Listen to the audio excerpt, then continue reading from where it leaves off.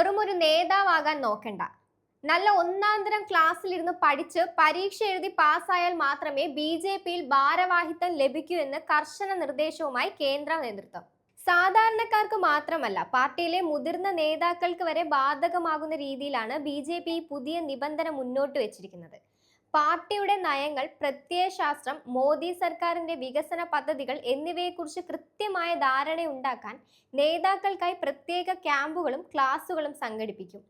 ക്ലാസുകൾക്ക് ശേഷം നടത്തുന്ന objective type പരീക്ഷകളിൽ ഉയർന്ന മാർക്ക് വാങ്ങുന്നവർക്ക് മാത്രമേ വരാനിരിക്കുന്ന പുനഃസംഘടനയിൽ ഭാരവാഹിത്വത്തിലേക്ക് പരിഗണന ലഭിക്കുകയുള്ളൂ. പാർട്ടിയിലേക്ക് പെട്ടെന്ന് കടന്നു വരുന്നവർക്കോ ജനപ്രിയത ഉള്ളവർക്കോ മാത്രം ഇനി സംഘടനാ പദവികൾ നൽകേണ്ടതില്ലെന്നും കേഡർ സ്വഭാവമുള്ള യോഗ്യതയുള്ളവരെ മാത്രം മുന്നിലേക്ക് കൊണ്ടുവരികയാണ് ലക്ഷ്യമെന്നും ദേശീയ നേതൃത്വം വ്യക്തമാക്കുന്നു.